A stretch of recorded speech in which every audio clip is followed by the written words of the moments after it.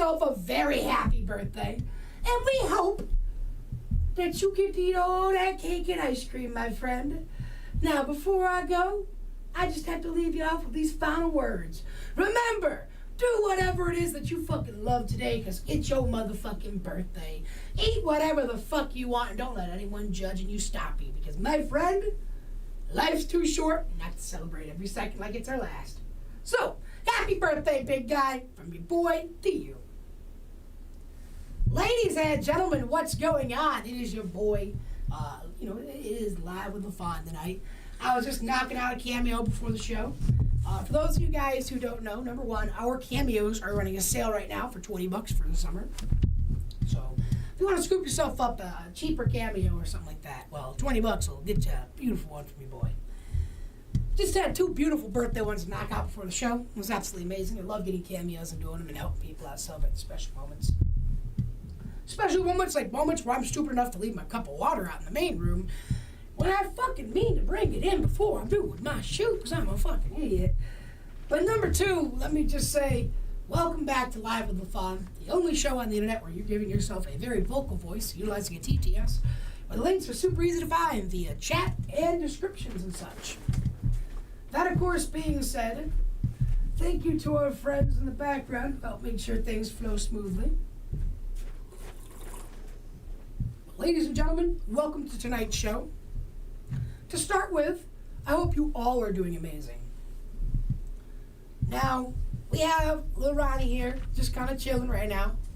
Well, I'm going to just relax for a bit. It's been a pretty warm day. And, well, I mean, having your warm tummy up against someone's warm back is only going to make you feel warmer. So it's only appropriate that he decides to chill right there for a moment. That being said, we have a couple of really cool subjects for today to go over, things that I have found out over the past 24 hours that have been interesting nevertheless. Before we get started, let's start some bullshit, okay? Ladies and gentlemen, we like to run a little war here on our streams. Every freaking one. And it starts out with emojis. Simple emojis. Flame emojis and heart emojis. Well, ladies and gentlemen, this is what's going to happen in this war. Depending on where you're watching from, you will post up the flame or heart emoji of that appropriate color. If you're on YouTube, it'll be the red or the normal flame and heart. And if you're on Twitch, it's the purple one. So, spam the fuck out of it in chat. Let's see this bitch burn to the fucking ground. Lafon, you the man dog for real. Glass to see you, man. W Lafon, let's go. Ooh, favorite soda. Favorite soda? Ooh, that's a good question there. Favorite soda would have to be, well, Jesus, I really don't drink a lot of soda these days, right? I really don't. The rare chances that I get to, Wild Bill's carbonated lemonade, I drink that. Sprites, Starries, a lot of it's just fucking lime-based fucking stuff nowadays. I don't drink any Cokes, I don't drink any Mountain Dews or anything like that. It's just usually if I'm having a soda, it's usually gonna be Sprite, Starry, Sierra Mist. Well, I guess it's not Sierra Mist anymore, it's 7-Up. Very rarely I let myself have Fagos of different flavors, like cotton candy recently. I think it was earlier this week even. A buddy of mine bought me a can of some cotton candy Fago he found at the gas station, which, if you don't know where I'm at right now, it's kind of hard to get proper Fago, and it's hard to find cotton candy Fago, okay? So, just want to say, my favorites usually tend to be the more ginger ale-y, Verner's type stuff. But the first thing I want to talk about today is something pretty lighthearted. I mean, lighthearted, but not in a sense, right? First off, shout out to our boys that support the channel and support us all day long, the people over at Tank Glass. These guys, let me tell you something. Strongest glass you're going to find in the market. Dead ass. These things are made to basically become family heirlooms when you get them. Trust me when I say Tank Glass is worth the investment. Worth every fucking cent. I have launched these bitches with rockets. I've thrown them off of bridges. I've thrown them off of buildings. I've hucked those things at cement walls. I've shot them with BB guns. My friend, these things will probably survive actual war itself. That's just being honest. That being said, the first thing I want to talk about here is a bit of a lighthearted but semi-serious thing, right? And that is the fact that you guys know Elmo, right? You know, have you ever read Elmo Monster? You know, Elmo the tickle me guy. Well, his X account got hacked earlier this week. Got hacked. And,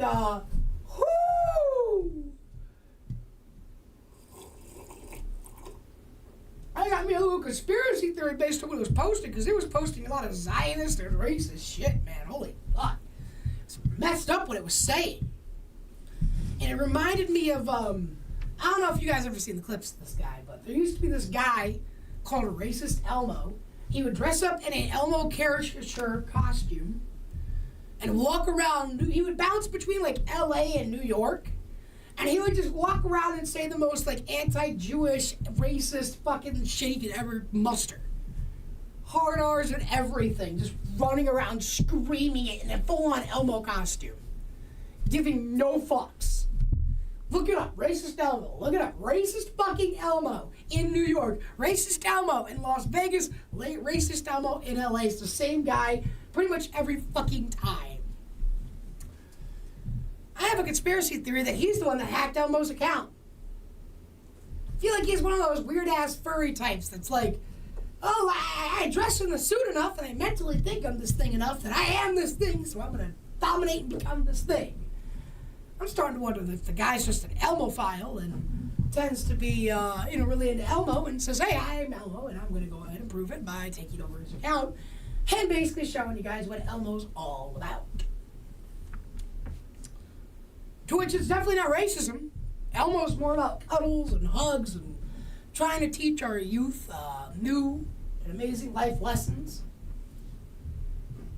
Like, you gotta be kidding me when I say I can't make this up. I can't make it up, man. And you know what this recent hacking reminds me of? It reminds me of back in the day, back when TV used to fucking matter. Oh my God. You guys remember back when TV fucking mattered and you were considered rich when you had a Comcast DVR box in your house? Oh my God. Who remembers On Demand with Comcast? Who fucking remembers that? Bruh, oh my God. I remember it. Me and my mother used to use that shit all the time. First off, right, if you don't know why I bring that up, first off, I want to make sure this Instagram video uploaded, because sometimes Instagram likes to say, I ain't uploading that until you reopen the app, and then it's like, oh, I'll upload it now. That being said, why the fuck does Instagram autoplay shit every time? There we go. Now it is uploaded. Okay. That being said, if you guys want to suggest a subject for us to talk about, by all means, TTS it up, baby. Whether you're on Twitch or YouTube, it's simple to find that link. It is worth it every time. Let's continue on this tangent, right, about these classic fuckheads that we used to laugh at all the time. And this guy's not really a fuckhead. He's really a comedic genius. Rest in peace. But do y'all remember Angry Grandpa? Remember the AGP show? Back when it was, Angry Grandpa and he was live and shit was funny. I'm going to be honest, right? I kind of knew, right, that he was going to pass away before the year 2020. Didn't expect him to go so soon, though. Angry Grandpa, rest in fucking peace, man. You had some of the most legendary fucking moments on Earth. From you ripping ass and basically making your fucking kid gag to... You know what? I can't put it into words, man. It's just... AGP was a certain kind of comedy that you just ain't gonna find much elsewhere, you know? So rest in peace, AGP. That being said, you know who's another YouTuber I used to watch? Was skit-based like that, and made a lot of outrageous shit like that, right? And there's another person who's another person we sadly lost on YouTube a long time ago. Some of you guys may not have heard of him, but he goes by the name Steve Cash 83. He had the black cat named Sylvester, the talking series, and passed away a few years back. There's been some fucking theories on that one. Most people say it was self-inflicted. Other people think he was killed. I don't know, and I'm not going to get into the theory, but that's someone else me and my mother used to watch all the time. That you never really expected, but holy shit, when it happened, it hit you. I can't tell you what hit me harder, when AGP passed or when Steve Cash 83 passed, man. That shit fucking blew. And now, there's only 2 YouTubers alive still that me and my mother used to crack up and laugh at every day consistently. And that's SML, aka Super Mario Logan, and Fluffy Talks. Yeah, Fluffy Talks used to be someone my mother was addicted to watching and laughing her ass off to. So now I'm stuck just kind of thinking to myself, I'm like 2 for 2 on predicting which of my favorite YouTubers is gonna end up passing away next. And I really want to knock out some fucking wood. That's plaster. You know what? There's some cardboard over here. Come here, cardboard. Knock on some wood, right? But I feel like if the next person to go, if I had to predict between the 2 of those YouTubers, they're still around, my mother and I used to watch every day. If I had to predict who would be the 2 of the likely to go, which one of the likely to go? Probably Fluffy Talks. He's an older person. Not that he's an elder per se, but he's older than SML, and you know, I feel like if anyone's gonna have croaking before the other, it'd be Fluffy Talks before SML. But maybe I'm wrong, right? Hopefully, they never. But life sadly is like a song, right? It all comes to an end at one point. How long our song tends to play is all up to us and how we play it, Enough of this weird fucking shit, right? Enough of this darker shit. Let's talk about movies, right? Back in the day, you grow up and, growing up, especially as someone who grew up in the early 2000s, the tail part of the 90s, early 2000s,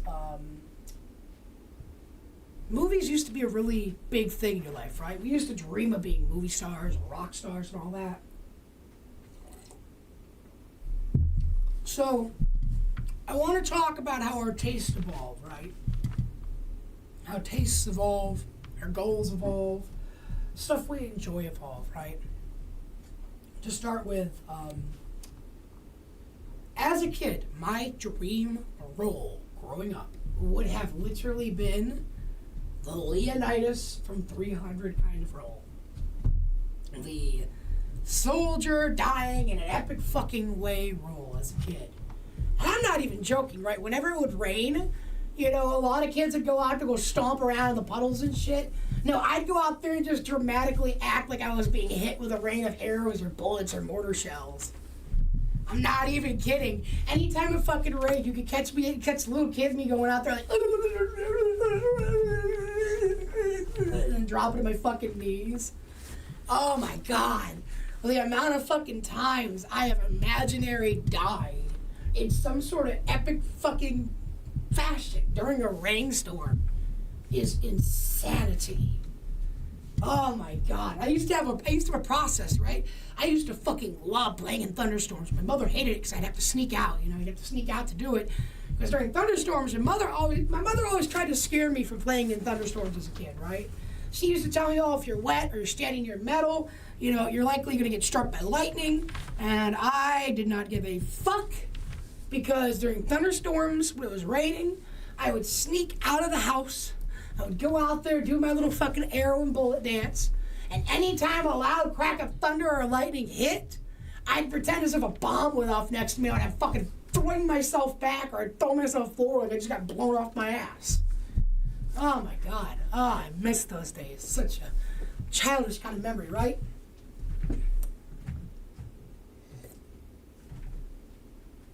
You know, it's childish memory. I'm not going to be childish for a moment, right? Let me show you guys how it would look. My knees are a little stiff today because of that, you know, neuropathy type of shit that I deal with. But I don't know if you guys will see my head really. I'm going to try to stand in a way where you guys can see more of me. Step this way, I think. That being said, it pretty much would look like me going outside, using like a toy sword or a lightsaber, one of my toy guns. I'd go out there, fucking pretend like I'm in a battle for a little bit, and then just at some random point, I'd sit there and be like, "Oh, fuck you! I'll take you out, Mr. Riddler!"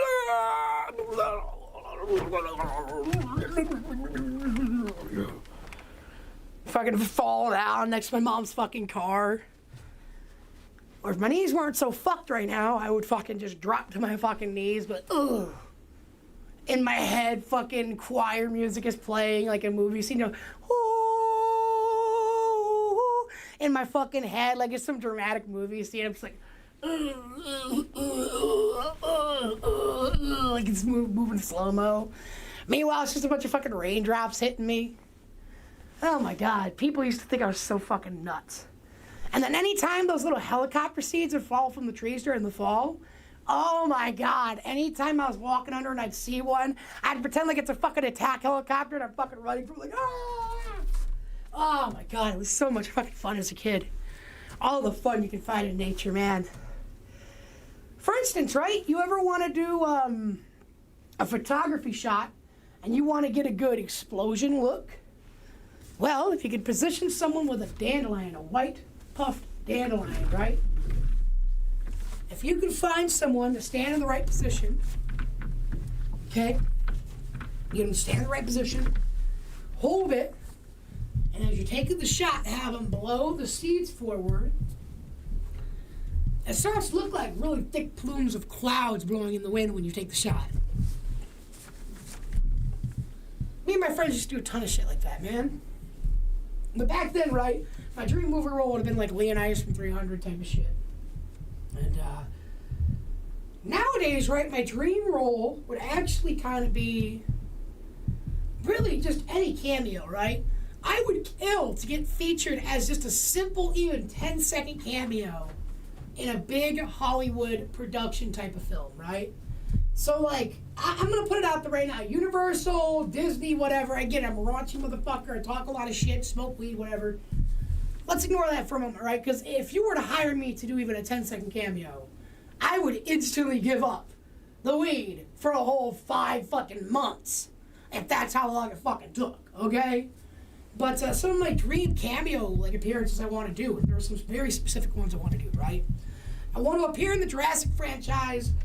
And you know, I don't want to be greedy, but like, let a raptor rip me to shreds, let a Rex fucking consume me, or if you're gonna let me die via Spinosaurus, let me have a comedic kind of death, where like, I'm in a tree or something, I don't realize when I come face to face with the fucking JP3 Spino, and my only fucking natural response is to slap the son of a bitch across the snout, and then it just fucking snaps me out of the tree.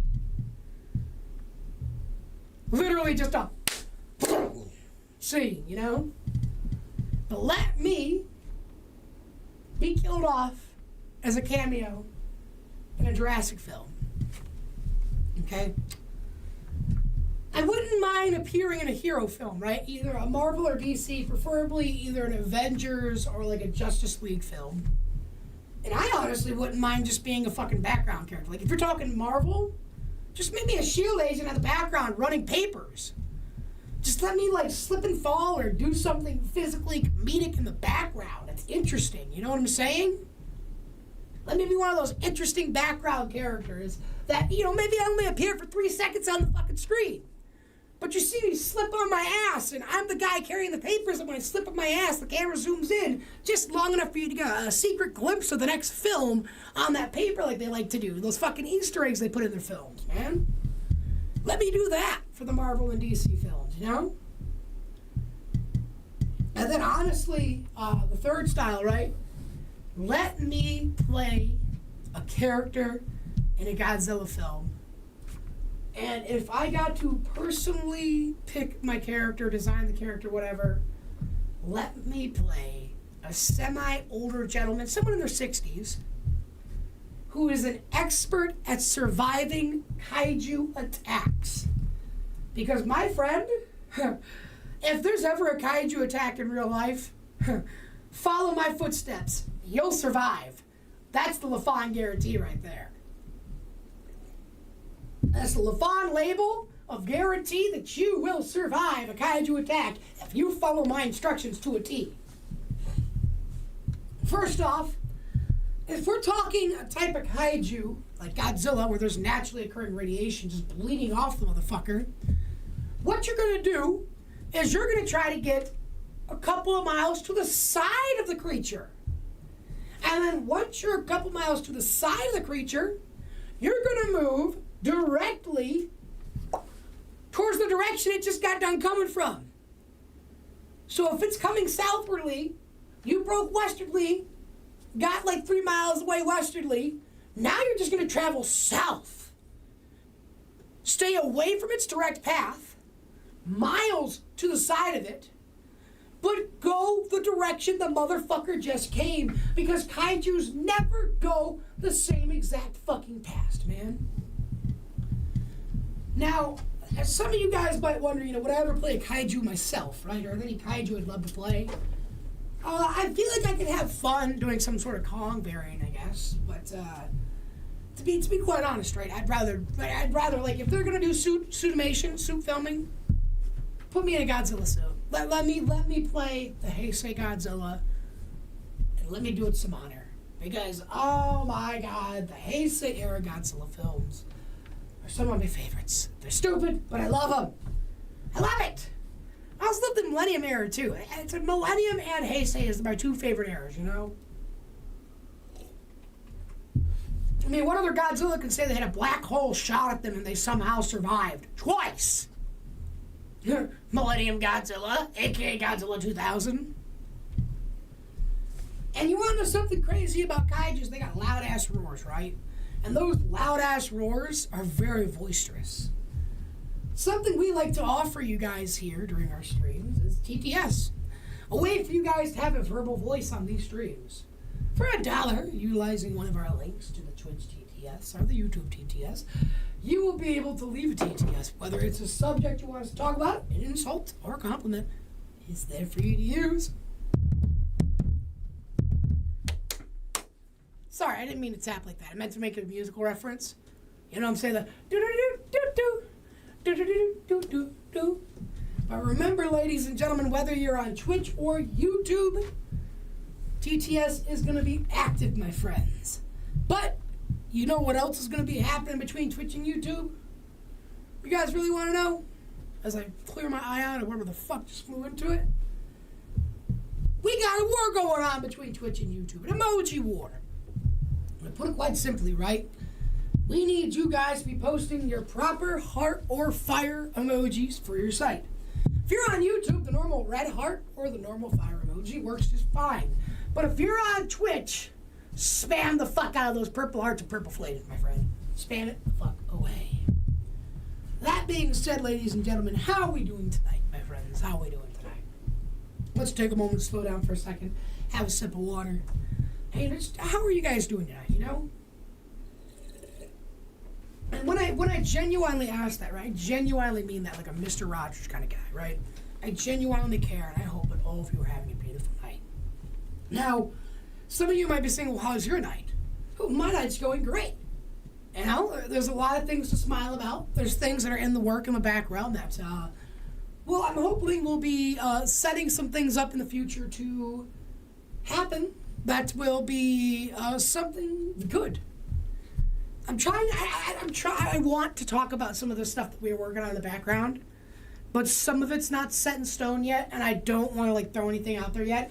I have a real bad habit of early announcing shit or talking about things that I would like to do and want to move on, but then I don't actually do. But these ones, we've actually got some work going in, and we are just kind of, waiting on time, baby. That being said, ladies and gentlemen, tonight is a beautiful evening. Good, nice, chilled back evening. What the hell is going on tonight, ladies and gentlemen? That being said, you guys want to know how serious I take care about you guys and kind of, trying to make sure I cover my ass, right? Make sure I care for what I do. Let's just say I'm taking it so seriously I forced myself to sign an NDA with myself that I wouldn't talk too much about it. But there are some big moves happening in the background. And I think you guys are going to become big fans of it. Very muy fans. Okay? That being said, let's move on to our next subject, shall we? It's actually another thing I wanted to bring up earlier. Another kind of viral thing. Oh yeah, well, so the next thing I want to talk about, right? Just before the show, I was flipping through Instagram and I saw some posts being made. And I'm just relaying what I've seen, right? But apparently, at one point, people thought Uno was going to be added to casinos. To which, how have they not already put Uno in casinos? It is the perfect fucking casino game. Do you guys realize, right? That, it was a rumor, right? It's not actually happening, right? Understand that. When I saw this, they were talking about it, but apparently it's not happening, but there's rumors of it, about them going in the Vegas casinos and shit. I'm just going to put it like this, right? Why haven't casinos done it? Do you know how easy it would be to rig the games for the house to win every time? Oh, you just keep a couple of +4, you take all but one copy of your wild cards out of the deck. You take one of each color of the +2s out of the deck. You give it to your fucking table guy so that at any moment it seems like the guy's gonna fucking win. They wait for the dude to take their eyes off the table. They swap out one of the current cards in their hand for one of those +4s or +2s. And boom! You manipulated the game. And you keep just enough of those nice cards in there that you don't raise suspicion. Or, and this is even more fucked up and a little more riskier, just have extra copies of those cards. Have a regular deck to play, and then just keep extra copies of those cards up their sleeve. Casinos already as is rob us, It's crazy to think. Casinos are basically legal scams. I'm gonna be honest, right? If you lived in a state where you could plop a slot machine in a gas station and you bought a slot machine, honestly, you set in a slot machine in them bitches, you'll make some money. You know what I'm saying? You'll make some money, especially if you can program it. Because at the end of the day, a smart house always plays to win. A dumb house, well, they play to lose. We're talking longevity here. That's how you fucking win. Longevity. Like me, with over 10 years on the internet. And I'm still pretty, smiling, looking gorgeous.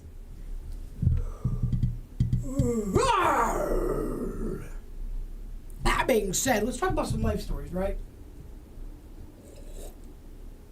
Did you guys know at one point I was almost a Nickelodeon kid?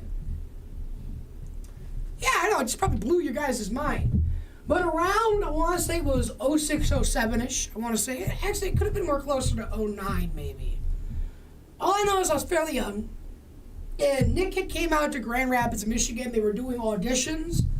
I forget what they were exactly looking for, but they had ran the ads on the TV.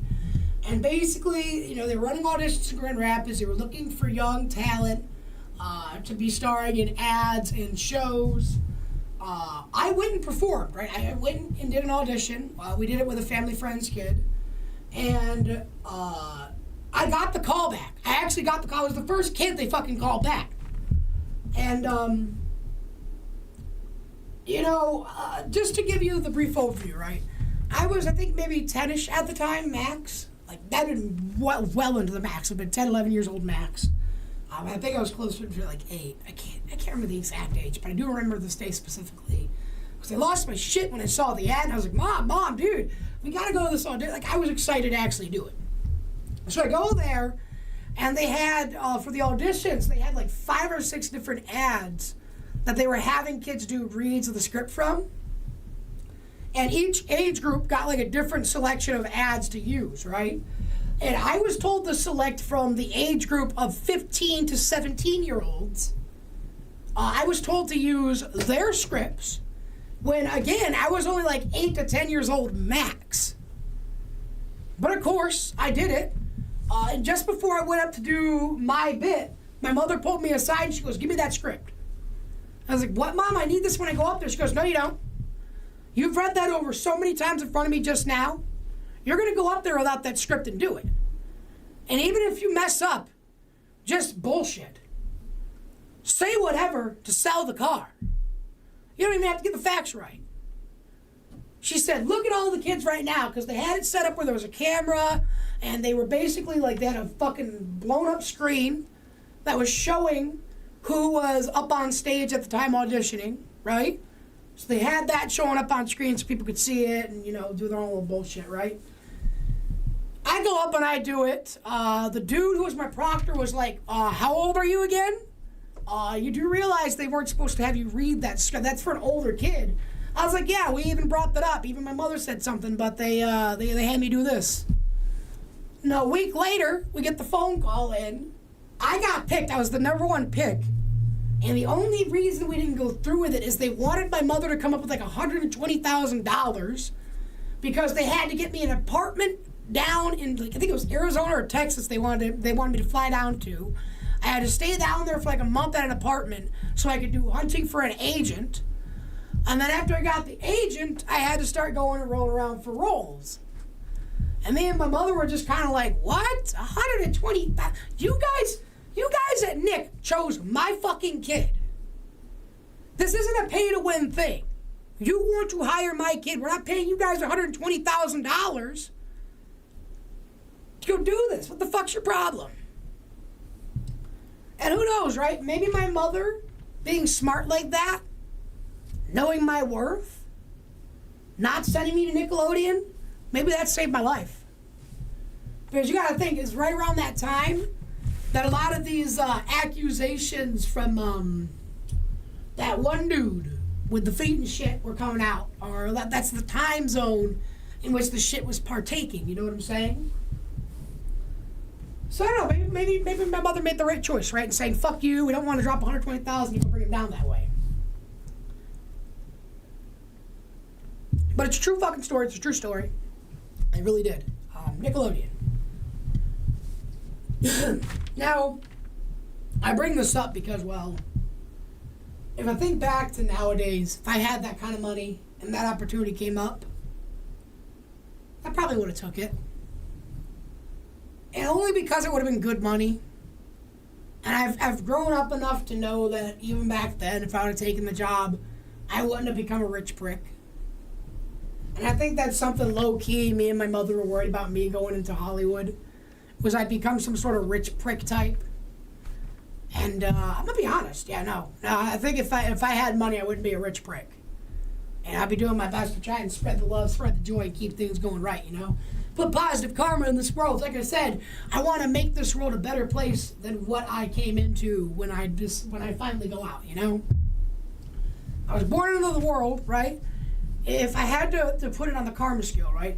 I was born into the world where, during my birth, the world on the karma scale was basically a mentally challenged snake banging its head against the wall, thinking it's going for food. It's already smashed its fangs. It's scraping the skin off its venom glands. And, if it keeps banging its head against the wall, it's just going to rip the fucking skin right off its lips.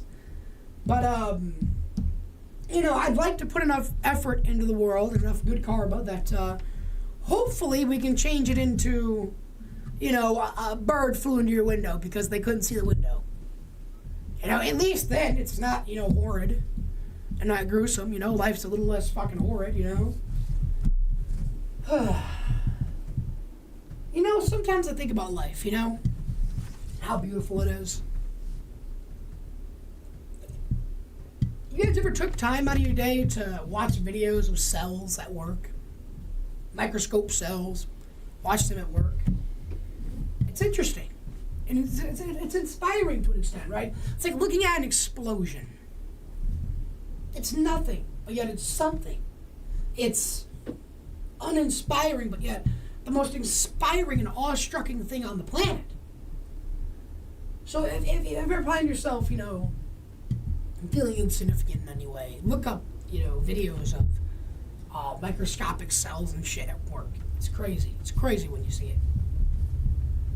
There is another fucking topic I wanted to bring up. 1 second here. We are the champions, my friends. My bad. I'm trying to get better at these yawns, and I'm thinking musical is the way to fight them. That being said, ladies and gentlemen, let me tell you guys one more time here. One more time.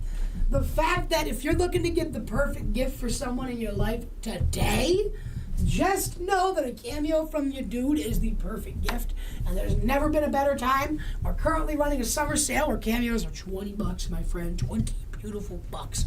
That is cheap, my friend. Cheaper than a video game. Cheaper than motherfucking filling your tank up with gas. And speaking of tanks, you know, shout out to our sponsors, Tank Glass, for showing us some love, hooking us up.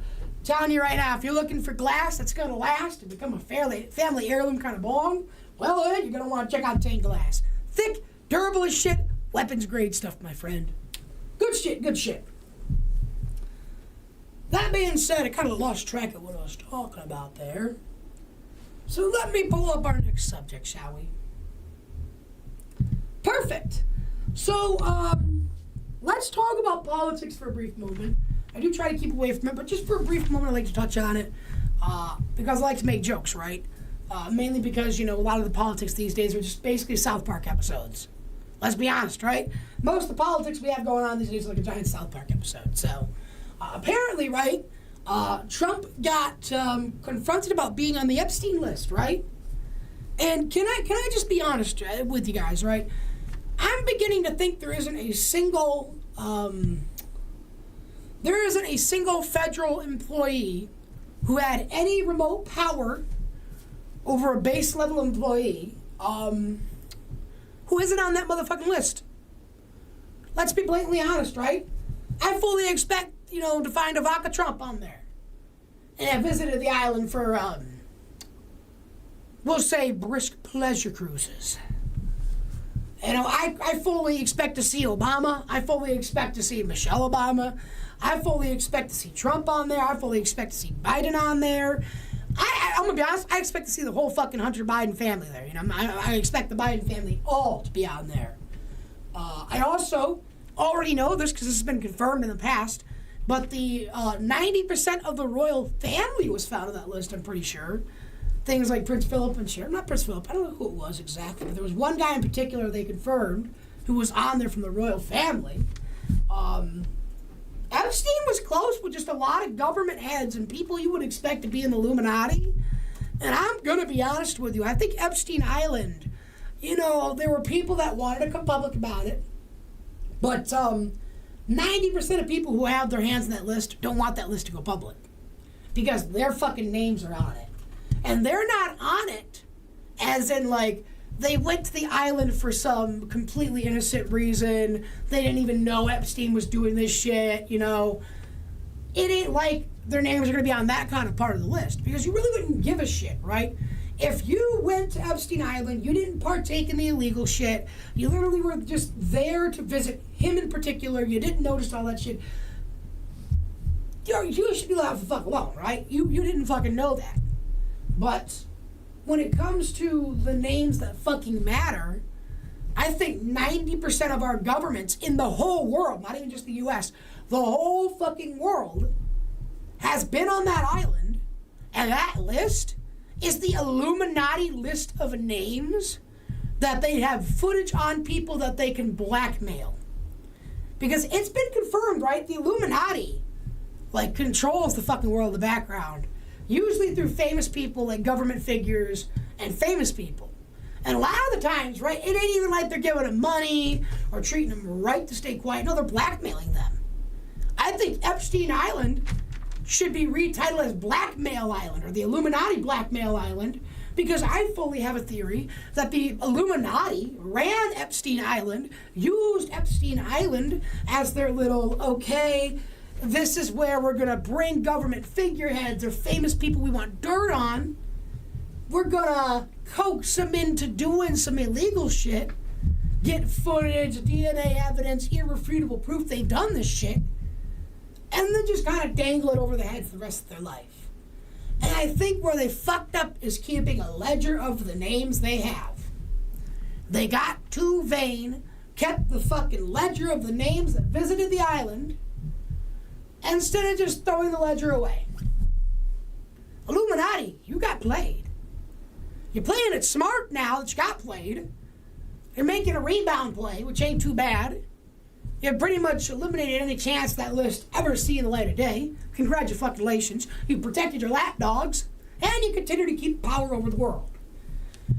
But I warned the Illuminati, soon enough, people are going to become smart. They're going to rebel. Pretty soon, people are going to get smart enough to realize that we're not robots. We're individuals. And enough individuals tackle a problem, well, let's just say that problem ceases to be a problem. People, if you want to see change in your government, you got to take the time to get smart and gain the knowledge you need to make an act to do something in your government to fix it. Now understand, I'm not trying to incite some sort of Jan 6 bullshit. What I'm trying to incite is people becoming smart, doing research, becoming more informed. And even if you don't go out and vote, or you partake in politics in general, at least be informed enough so that you can at least make that decision in your day-to-day life when it comes to things that you might do that you don't expect politics to be involved with. Be informed. It's like G.I. Joe used to say all the time, right? Now you know, and knowing's half the battle. G.I. Joe! You know what I'm saying? Knowing's half the battle, and we gotta educate ourselves, you know? Let's not let the Illuminati and their puppets keep telling us how to live our lives. Tell us what's a meme. Tell us what's trendy. Fuck them, man. Fuck those motherfuckers. They're trafficking children, for Pete's sake. Fuck those motherfucking Illuminati famous people motherfuckers, you know? That being said, just a little reminder, ladies and gentlemen, that whether you're watching on YouTube or Twitch, we do have a TTS, but it gives you guys a verbal, audible voice here on the show. Whether you want to suggest a topic, give your thoughts on a topic, or even interrupt me for any kind of reason, that's up to you, friend. That is up to you. All right, let's continue on, though, with this whole Illuminati thing, right? So, I'm going to go a little bit more in depth than what I believe. Hold up. Well, that's right. Okay. I thought that was the TTS from over there. I get my signs mixed up sometimes, people. That being said, a true spark, my friend. Thank you for that raid. We got some beautiful new people in here. That's a good thing. That being said, allow me to finish off with an overview of my theory of the Illuminati. My theory goes like this. The Illuminati is, in fact, some sort of shadowy government leadership that controls the world from the background, but I don't think they do it by paying off all these famous people and all these government figureheads. I think the way that in which they hold power over these guys is they blackmail them using footage and DNA evidence that they would have gathered when they were invited to Epstein's Island. That is why you're never going to see that list go public. Too many politicians are on that list. Politicians who partook in very illegal shit. You know what I'm saying?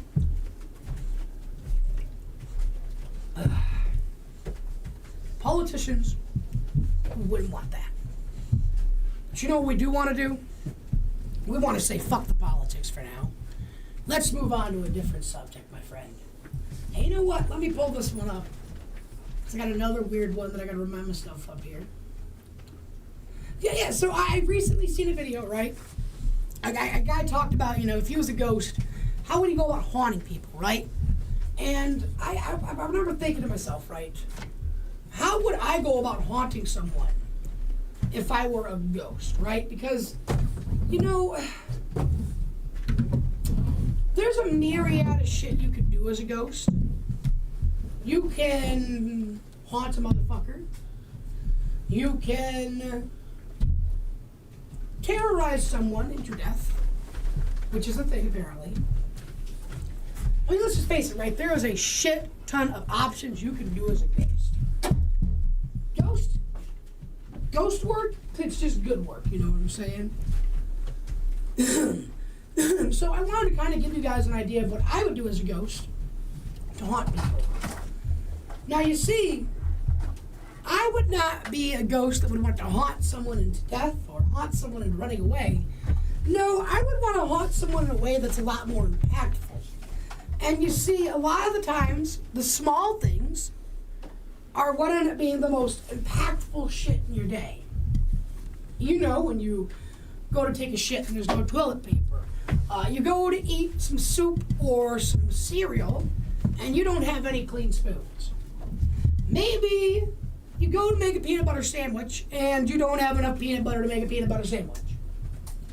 Maybe you go to make a ham and cheese sandwich, but oh no, you don't got any cheese. And oh, what's even worse? You ran out of ham. So you're stuck with a bread sandwich. You go to get the bread. Oh no, there's no bread. And you know that sad feeling you get when you realize that, right?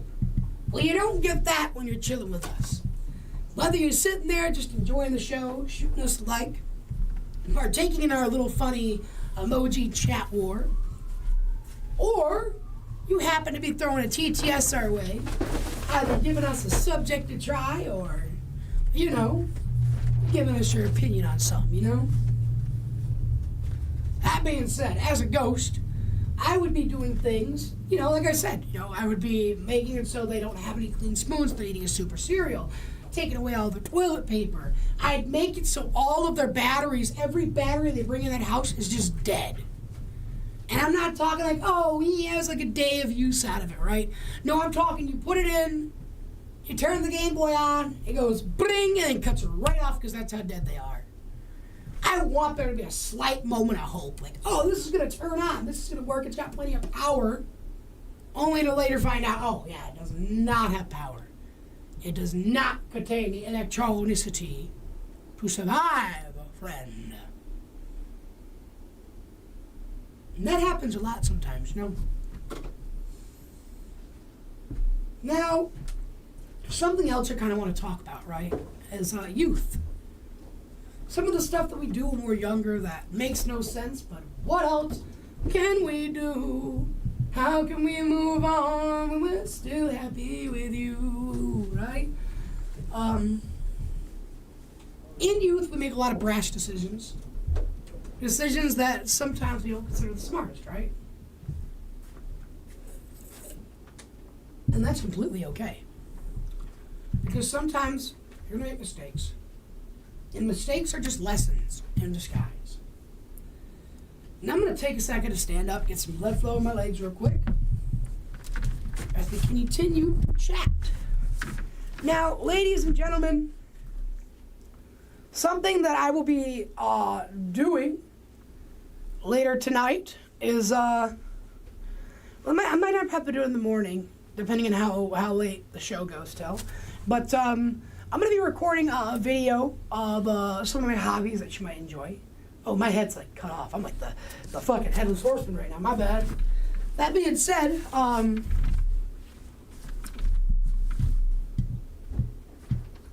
made myself lose track. So we're going to go ahead and we'll continue on with our thoughts, right? And right now, you know, what I'm thinking about is what would be the ultimate cake, right?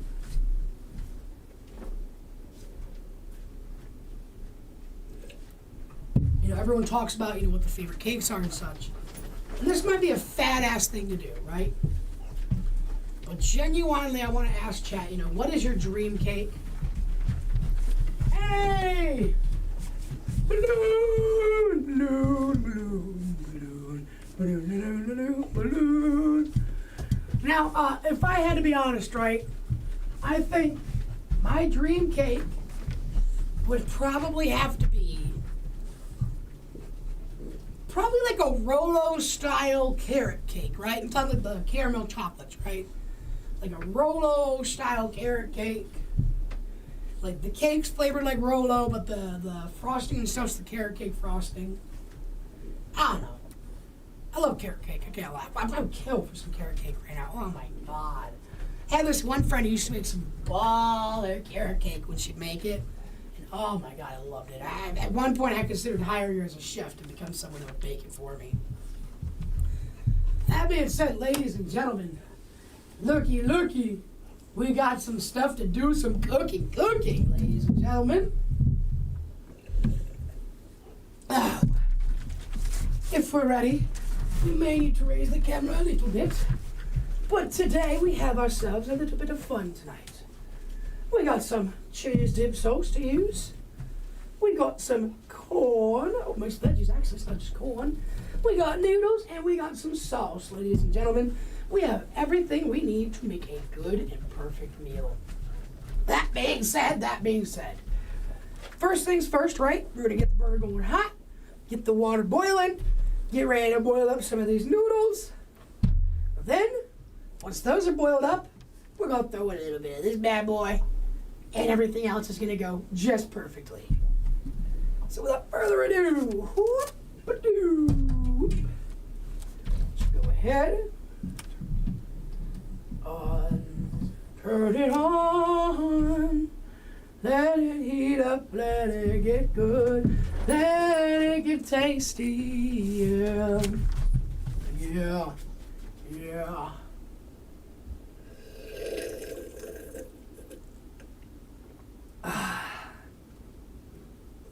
Sorry guys, it was just tasty water.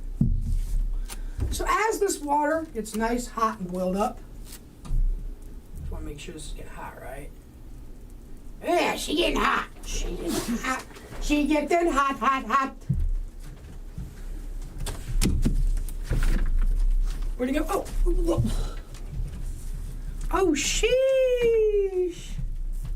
We got some Vermont Creamery goat cheese with wild blueberry and lemon thyme. It's hand rolled. What the? I have never used goat cheese before. So, I'm interested to find out. Artisanal cheese in Vermont. Serving per container is about 4 in here. So you don't need a shit ton of this to make something. Forgive me, I've never utilized goat cheese before. So I'm just interested in goat cheese, goat milk, salt, enzymes, dried wild blueberries, cane sugar, sunflower oil, candied lemon peel, sugar, arbonic acid, citric acid, and thyme. This sounds like it's actually going to be a really intriguing fucking meal. I'm actually interested to see how this is going to go. That being said, that water is going to be nice and perfect here in a few. Now, let's talk about something specific, right? Let's talk about something specific for a moment while this does that thing. Now, earlier we talked about being ghosts and the undead, right?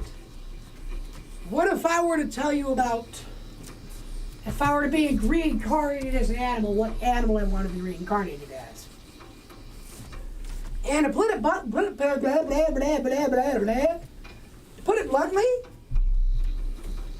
and put it honestly, a housefly. That's right, a common fucking housefly, so I'd only have to live a second life for a day. Then I can just enjoy my death. You know what I'm saying? What's that, little Ronnie, huh? Little Ronnie, you want to go up here, little Ronnie? Okay. Hold up. Put you down just like that, buddy. How you doing, bud? How you doing? Yeah, good to have you back on my neck, buddy. How we doing, little Ron? How we doing? Little Ronnie, you know what I'm saying. Anyhow, we got our water boiling. What you're going to want to do is occasionally stir your waters. Stir it. Stirring it will make good and sure that the heat spreads throughout the pan. Trust me, this should not hurt. Still cold. Still gotta wait for it to get hot. Hey, buddy, how you doing over there? That being said, but in all seriousness, right, I said a housefly, but if I had to actually live a full life, then, I don't know, it's just tough to choose, right? Because there's so many good animals to choose from. Albatrosses are pretty fucking fast, you know what I'm saying? Ravens are fucking amazing, smart, and one of my favorite bird species. But I think, bring me back as like a Saint Bernard, Let me be a half-mast Saint Bernard, living up in the middle of fucking nowhere, helping out rescue people, fucking off, doing my own thing in my free time. That being said, ladies and gentlemen, something I do want to try to do is I'm going to try this goat cheese out, because I've never had goat cheese, and I'm starting to wonder how it's going to taste. Because let's be honest, right? Everyone loves cow milk as an adult. Ain't no one want to drink no human titty milk as an adult. I mean, I guess there is a small category of people out there that do. And those are just some weird motherfuckers,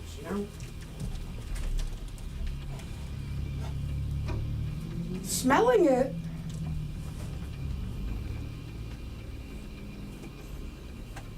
why does that come off like something sweet?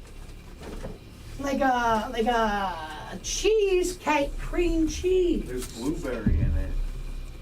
Yeah, but it kind of comes off like the cheese itself has something to it. It's a good slice though.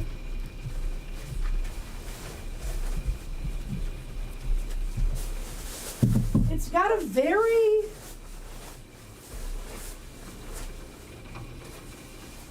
like a chalky kind of slime consistency, right? Oh, that was the chair. I thought that was Rico for a moment. Ladies and gentlemen,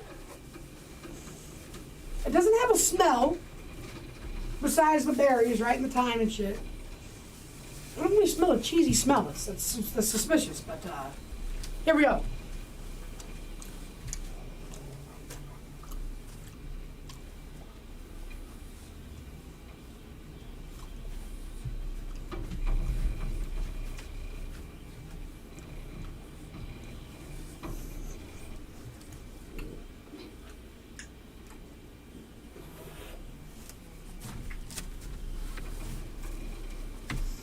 Holy fuck. Well, the taste fucking hits you in waves. The taste like fucking hits you in waves.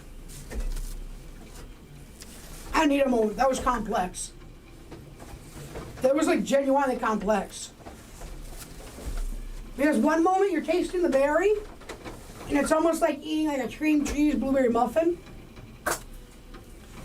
The next second, you're tasting that soapy thyme mixed with lemony flavor. And then you know what? Ain't much longer later. Until guess fucking what? It tastes like cheese. Like a very light, creamy blue cheese, Like, ricotta cheese, I should say. Not blue. Ricotta. Ricotta cheese would be the more appropriate cheese to use in this alliteration. It's a very interesting flavor profile, to say the least. I will give it that. I'm just wondering how this is going to come out in our pasta.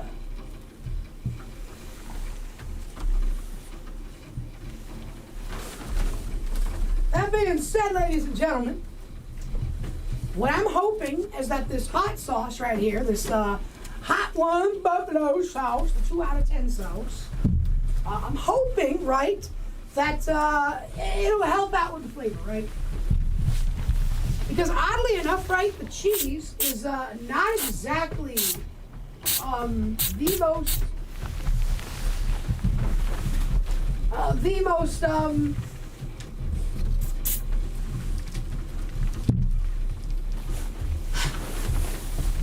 the most flavored of cheeses, right? It's not like Munster, Havarti, cheddar, Colby Jack. You know what I'm saying? It's not like that per se. It's more of like an actual straight up mozzarella cheese, you know? Not some bullshit. Actual mozzarella.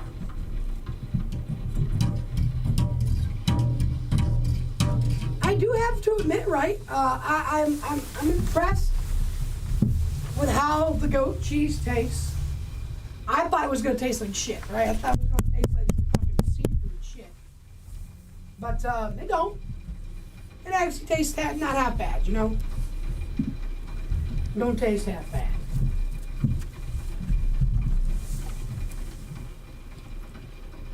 Of course, we got this bitch cooking on up.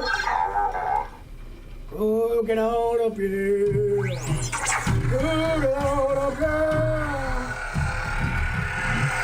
Cooking on up, making some food.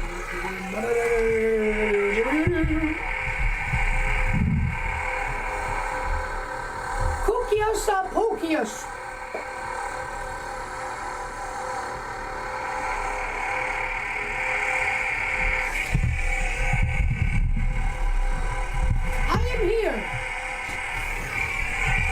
Guys, the art of cooking and a wizard. I am the king. The wizard king of cooking.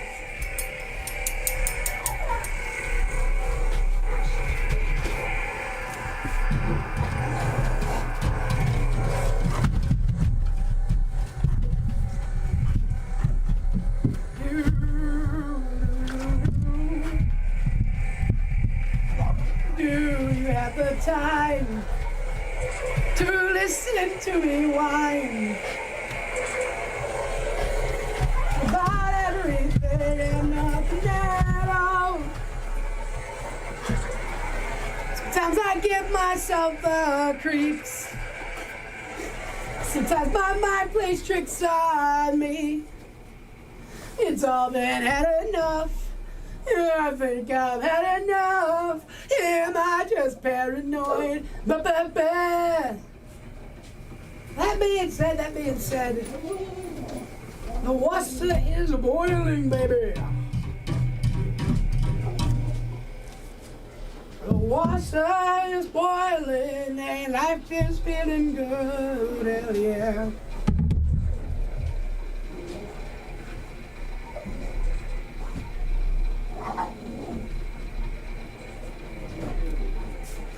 That being said, ladies and gentlemen, as we cook, let's talk about food for a second, right?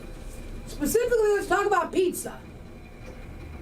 Some of you motherfuckers out there try to argue that pineapple don't go on pizza. Now, motherfucker, pineapple, it belongs on pizza.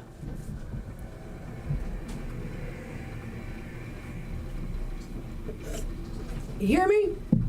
It belongs on fucking pizza. You see, pineapple is something that can be used to counteract anything too savory and gives a level of sweetness, natural sweetness. So pineapple is my number 5 topping on pizza. My number 4 has got to be grilled chicken. Number 3 has got to be bacon. Number 2 is bell peppers. And number 1, pepperoni, baby. Ah, hell yeah. So if you guys want to try and tell me my list is awful in any way, there's a TTS that will allow you to do so, friend. Check it out. We got links in the chat, links in the descriptions. Please featured in multiple places for that bad boy. Now that being said, our pot is cooking some food. It's getting up for me, I knew. As we cook away, my dude.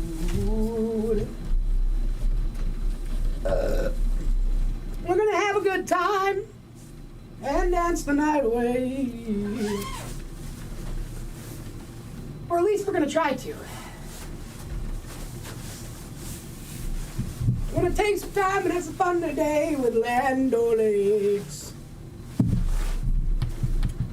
It's gonna be good. I think it's gonna be a bit of a sweeter pasta for sure, like a sweeter pasta. But I feel like it's gonna be good. We're gonna throw the whole thing of goat cheese in that bitch. We don't want to have ourselves constipation the next couple of days, possibly. You never know. Maybe the hot sauce is like muy caliente and keep shit going rolling, you know? And I do mean that in the most serious sense. Hopefully it'll keep that shit rolling.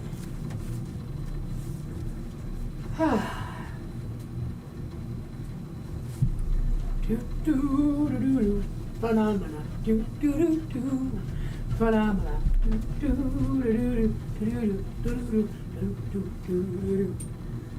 We're cooking, ladies and gentlemen, making some good food. And today's cooking on stream, live with Fatty, live with Lafon. We're making some nice, cheesy pasta with some milk from a cow cheese and milk from a goat cheese, blueberries, lemon, lime, thyme, hot sauce, mixed veggies, and all the chutzpah of an American man. Feels good, man. Feels good. How we doing, little Ramron? How we doing? He doing good. He doing good. He wanted me to tell chat, hey, not only does TTS give you a voice in this bitch, but there's also a current active war going on in chat between YouTube and Twitch. We want to see who's got the most spirit. So if you're on YouTube, spam the fuck in that chat. Either the flame emoji or the red heart emoji. And if you're on Twitch, purple heart emoji or the purple flame emoji. But spam the fuck out of it. Show us who's got more fucking spirit, bitch. That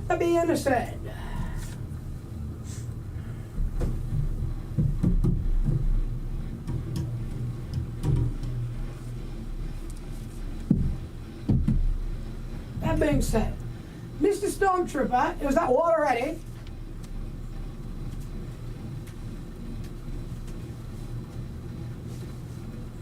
Yep. Yeah, it's ready. Alright, at this point, right, we're gonna stick our noodles up in this bitch. Ready?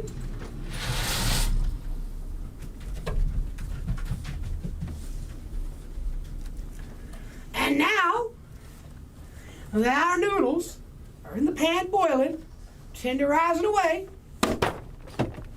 smack that bitch out the way. That's what you gotta do with all your problems, just smack that bitch out the way. And now we just gotta stir this motherfucker.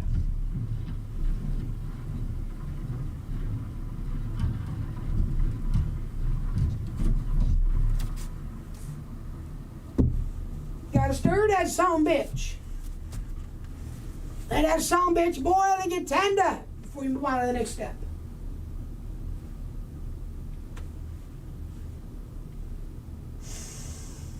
When I was a young boy, my mother took me into the kitchen to show me how to bake.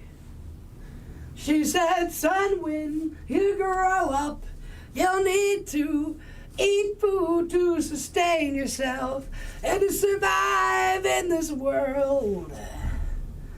So I said, come now and teach me the dishes of our people, the family and our race.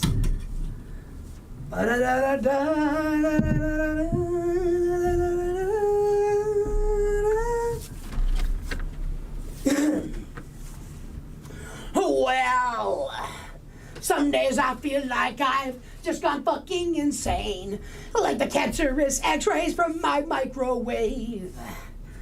It's like all the microwaves of my food have given me testicular cancer. And now I'm just trying to be myself and live on. I'll carry on, I'll carry on. I'm stoned, that's how less I'm cooking. Making good food and chatting with y'all. Chatting with y'all. What'd you guys think of that cooking, you know, that live with Lafon type of cooking song, you know? How's little Ronnie doing here? How you doing, little Ronnie? Huh? Hey! You had to get your laundry cleaned. You sailed away to China in a little rowboat to find you.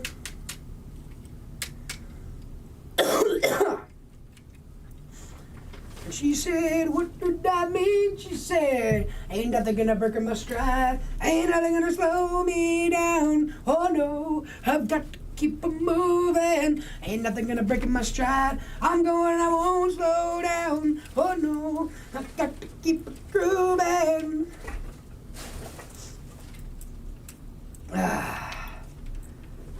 It's time to transform Chromatic Cody real quick while we're waiting for this to boil on up and tender on up.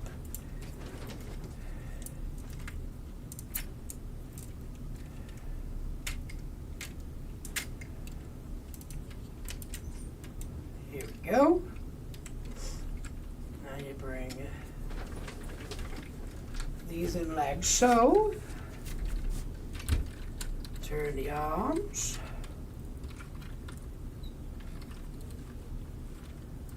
Like so.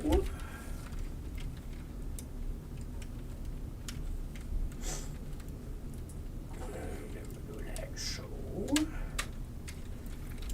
And now, ladies and gentlemen, we have transformed a beautiful heavy tank Chromatic Cody Transformer Star Wars toy into its rear clumsily.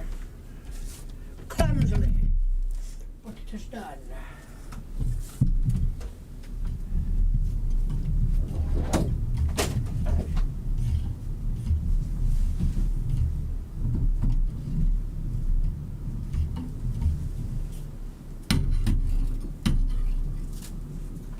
Does anyone remember back in the day some of the original memes? Stuff that used to make us laugh as kids. You know some of the stupid stuff I used to laugh at growing up? It's peanut butter jelly time, peanut butter jelly time, peanut butter jelly time, peanut butter jelly time. Where you at? Where you at? Where you at? Where you at? Where'd you go? Where'd you go? Where'd you go? Where'd you go? Peanut butter jelly. Who remembers that one, man? Who remembers that? Oh, that was a good one back in the day. Peanut butter jelly time, planking. Some of the original fucking memes, man. Back when Doge wasn't some government agency, but a funny fucking picture of a dog. They got famous. When that dog passed away, the internet united in grieving the loss of a canine star such as itself.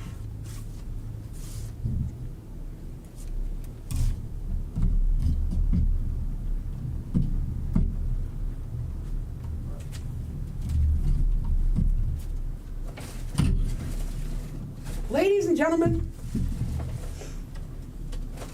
let me fix my hand here. I want to ask chat something. And someone, could you please TTS tell me about this, right? If you were given the ability for one day, for one moment, right, to live the life of somebody else, no matter who, what type of life would you want to live? Because personally, for me, I want to live a life probably like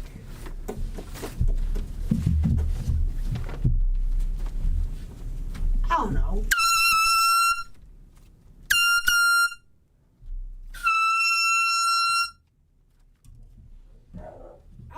know. Someone whose ears aren't deaf? Holy shit. I definitely don't want to be Beethoven or Bach. Those two deaf motherfuckers.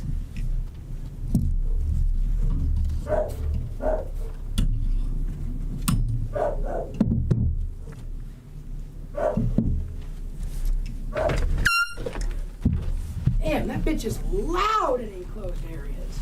Whoa, whoa, whoa, what the fuck? What the fuck? I don't got much here. You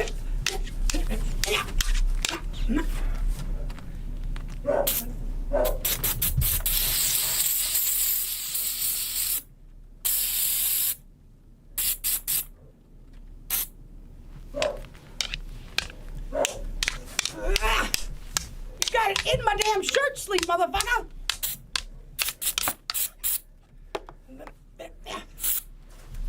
Hold up, where's my noodles? We didn't get anything in the noodles, right? Nothing on my instruments. Oh god, I have shit just falling off me now. I gotta try to cook. Oh, my hands are fucking covered in this. I gotta work with the cheese too. Fuck. Well, good thing we got seat cushions to work with. This works. Kind of. Hey, you made shit work in this studio, man. You don't waste no time, you know what I'm saying? That being said, even with the interruption, our noodles are cooking up quite nicely.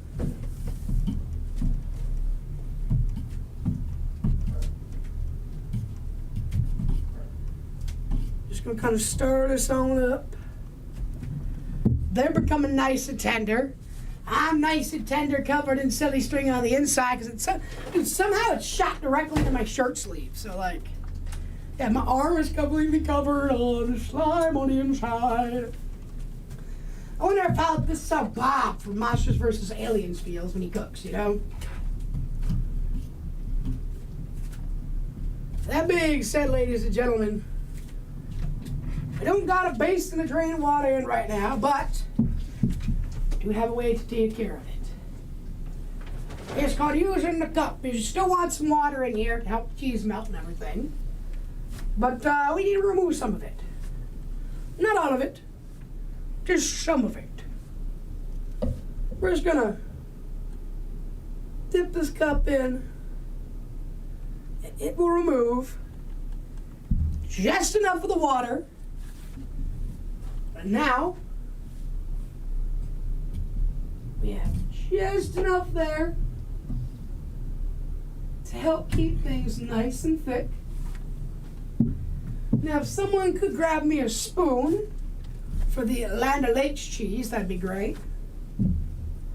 Otherwise, we are pretty much ready within a moment. It's thick. Gotta come out. That being said, should be one on the table. That being said, today, right, we're making ourselves some pasta for dinner, chit-chat and shoot the shit. Now, in a moment, right, before we eat, I might have to go dump the water out of this.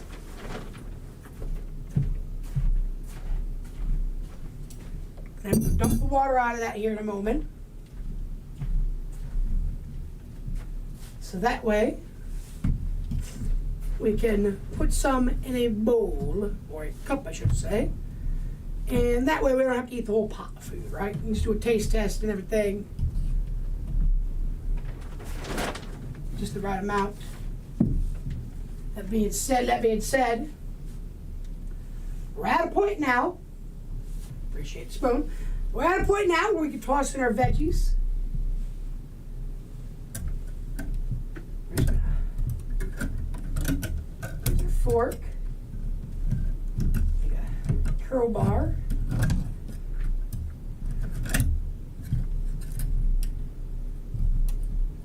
now we plop that in just like that. Oh gosh. I gotta be careful. Liver from that silly string on the ground make it slippery. That being said, ladies and gentlemen, got our veggies in there. I put my hot sauce in there real quick so it will boil into everything. And we ain't gonna need a lot. Just enough in there to add the flavor to the water. Good water, good water. Alright. Let's let that stir.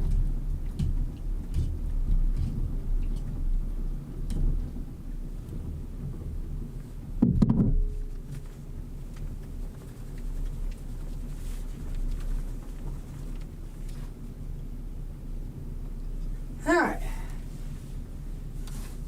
Now, once this gets to a rolling boil, we're going to put our cheese in. And we'll start by scooping our Land O'Lake in. And then we're going to start scooping in the goat cheese. Actually, I might scoop the goat cheese half in, then throw the Land O'Lakes in, then throw the other half of the goat cheese in, alright? We can go ahead and get ready for that.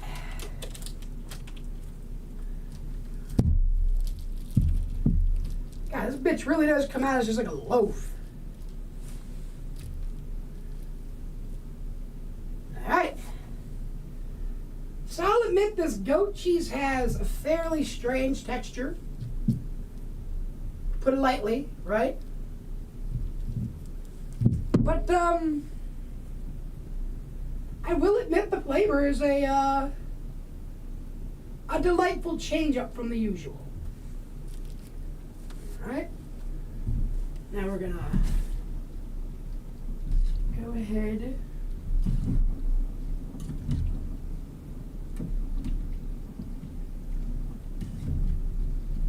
spin that around a little bit.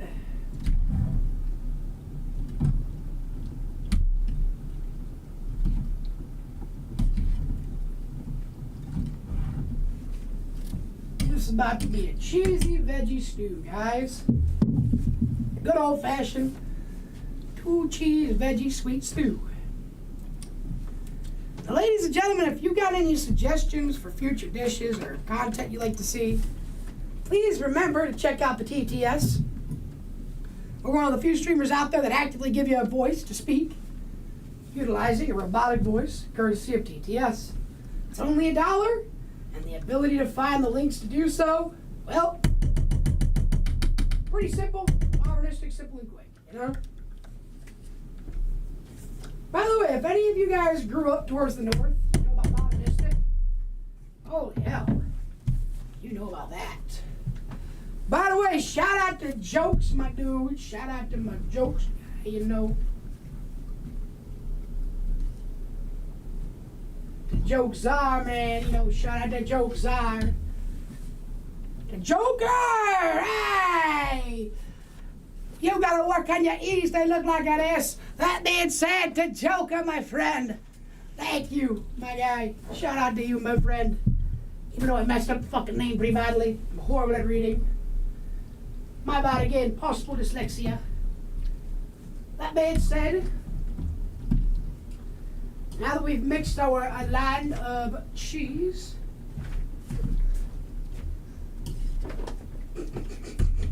oh, fucker. That being said, now that our Land O'Lake cheese is in, we're going to put the rest of our goat cheese in.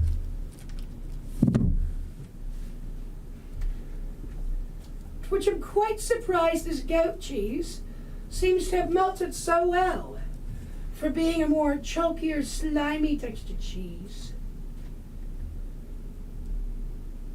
It's actually melting kind of well. Some would say quite tastily. And now, we're going to stir this until all that goat cheese is melted in. And once it's done, well, pretty sure you get the idea.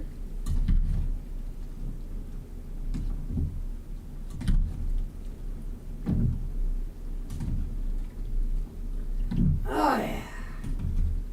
Look at that. Melt. this is definitely going to be a sweeter type of stew with all the lemon, thyme, and the blueberry mixed in with that goat cheese. And the goat cheese in itself kind of being more of like a sweeter cheese, I found. That wasn't me. That was the dogs. What we're going to do here is treat this as a more sweet, savory dish.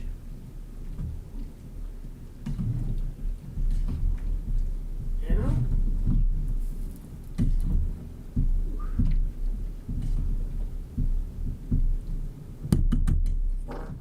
All right.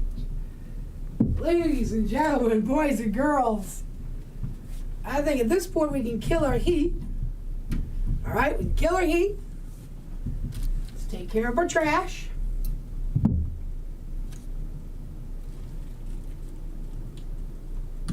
Just stick you there for now. After all, a happy chef is a clean chef. I'm gonna check on this. Give this a nice stir.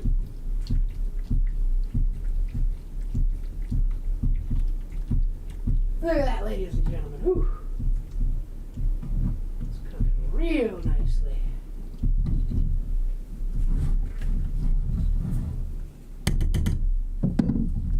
Do my little boo thing.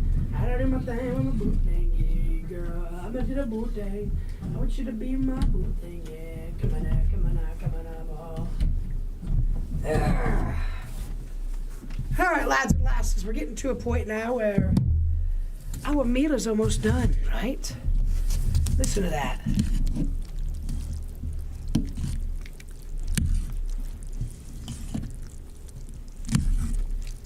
I don't know how well the mic's catching that.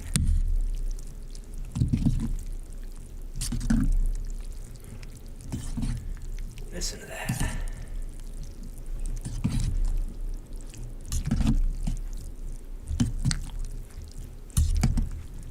Oh yeah, listen to that.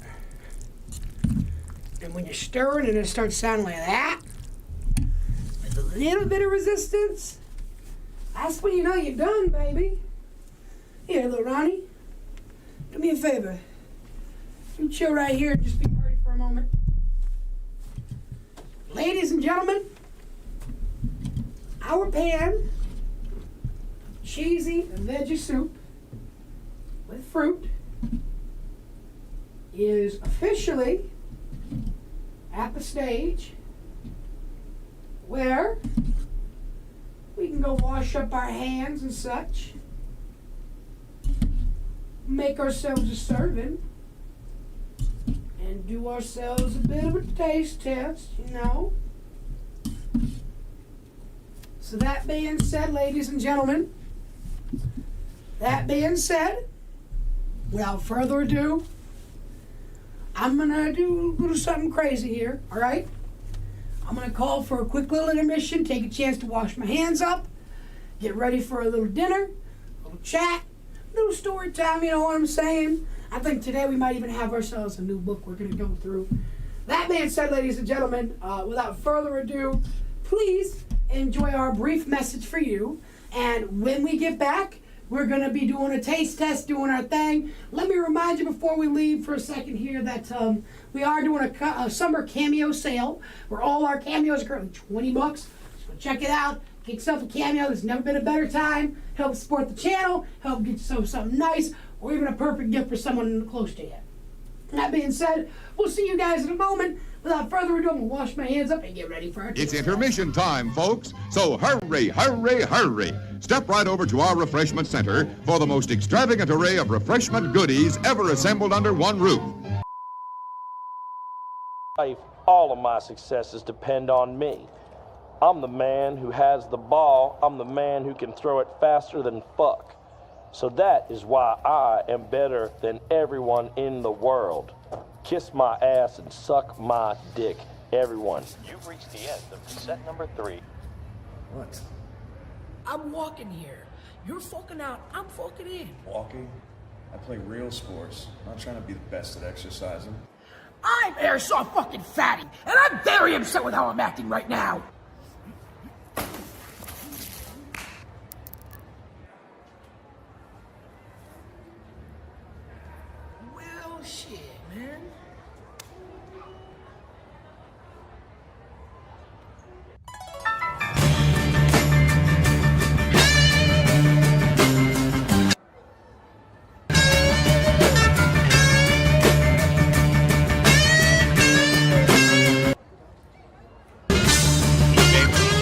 Attention, the store will be closing in 5 minutes. You're listening to the audiobook, You're Fucking Out, I'm Fucking In, by Kenny Powers.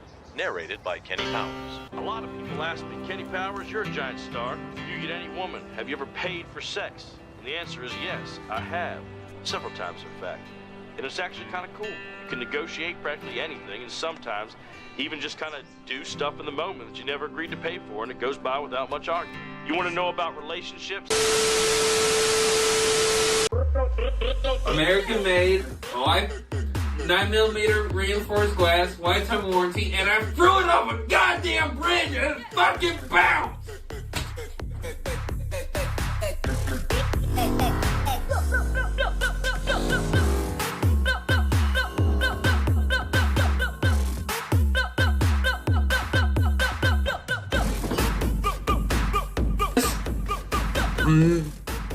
Max speaker, 18-inch glass. Speaker. Yeah, Max 18-inch.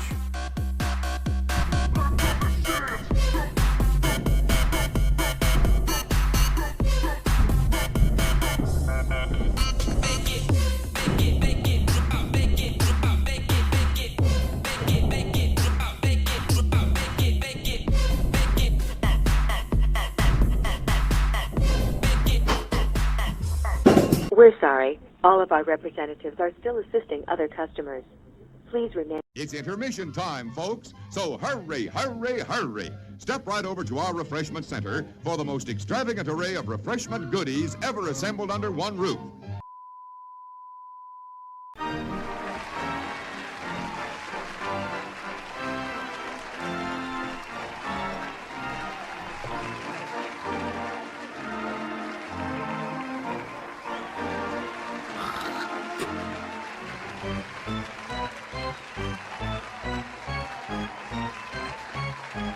Give me something else. Give me something else, yeah.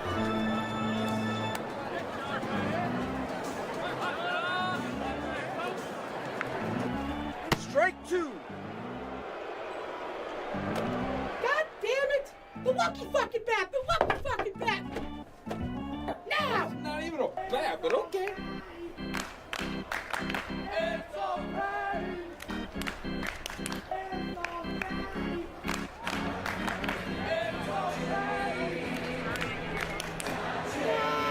我有几个球真的打得不错。这个球飞到的是在左野方向。This ball is long gone, just like the ex-girlfriend who will never return. Home run!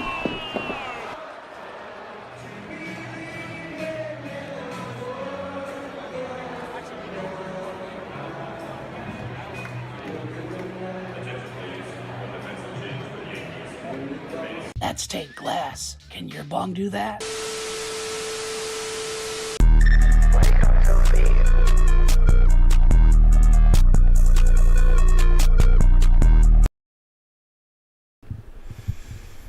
Ladies and gentlemen, welcome back. It's your boy, and well, we're here to do our taste test portion. And well, in general, get ready for a fun evening. That being said, here we are with a little bit of these noodles here.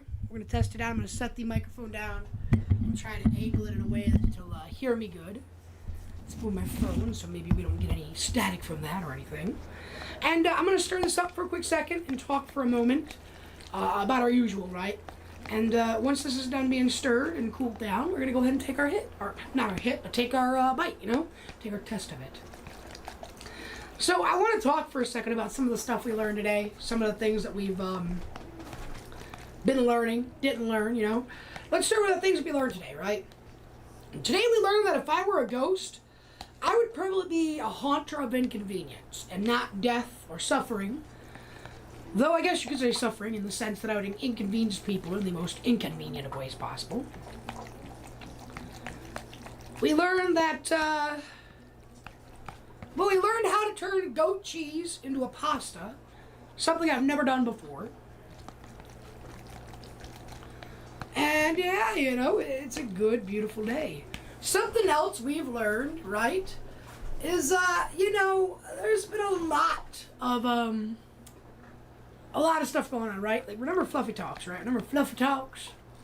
I learned about that. We learned how that's one of my favorite YouTubers, and we kind of discussed how out of the 2 people left alive that me and my mother used to watch regularly, I mean, not to sound dark or hate on the guy, but I feel like out of those 2, who's likely to pass next?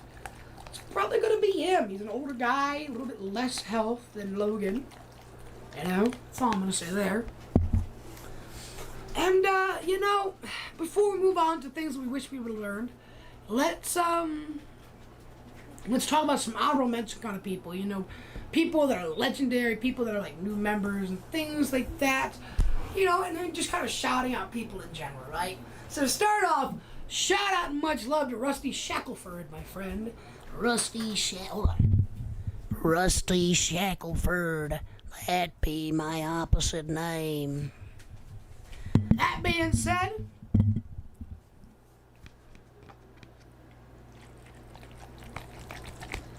stir this up for a second. Here, give this a listen, guys. Let's stir this up for a moment here.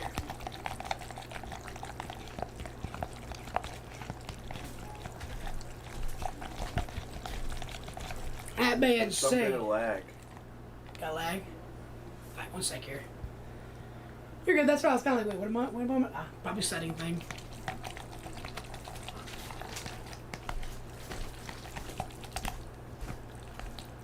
Let me know once that lag's all good. You're good. We're good? Perfect. That being said, as I was saying, shout out to Rusty Shackelford.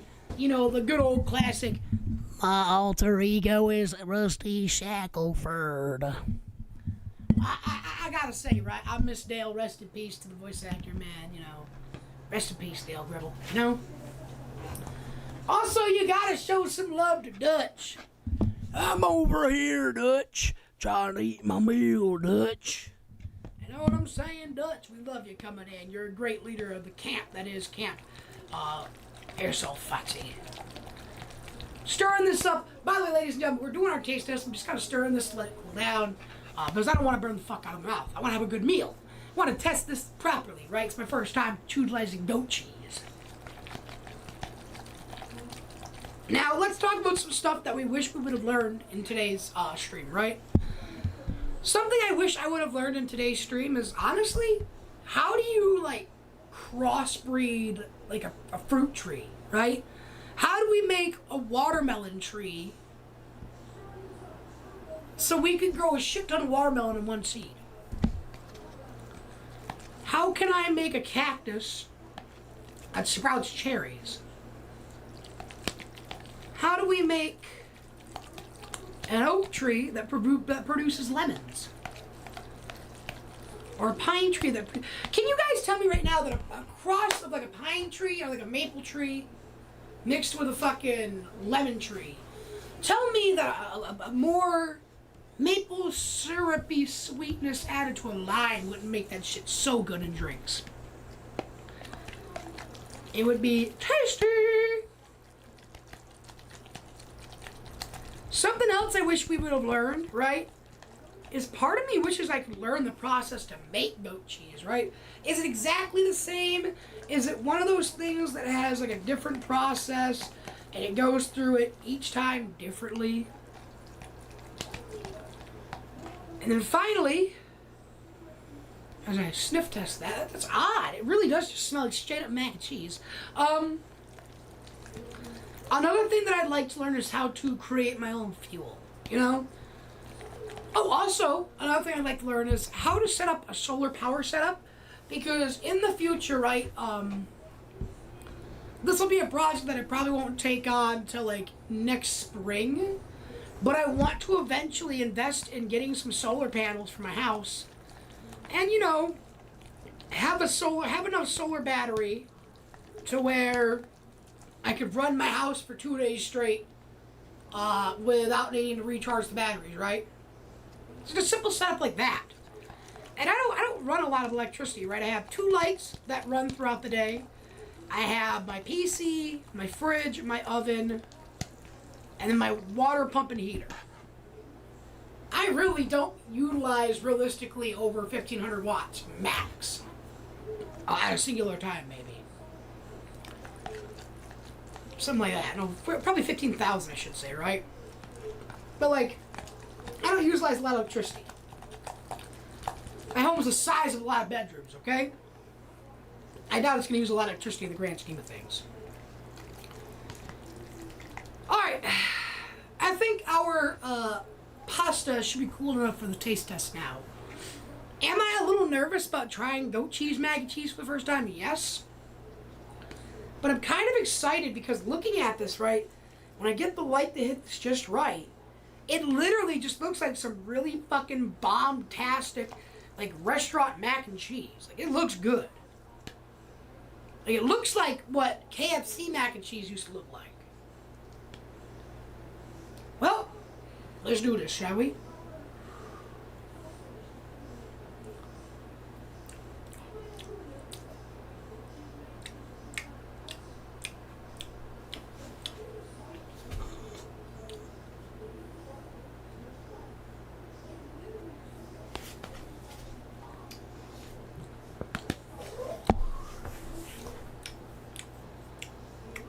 I'm perplexed. I'm genuinely perplexed. It's good. The flavor is semi-sweet, but light. It's creamy. If I had to equate the flavor,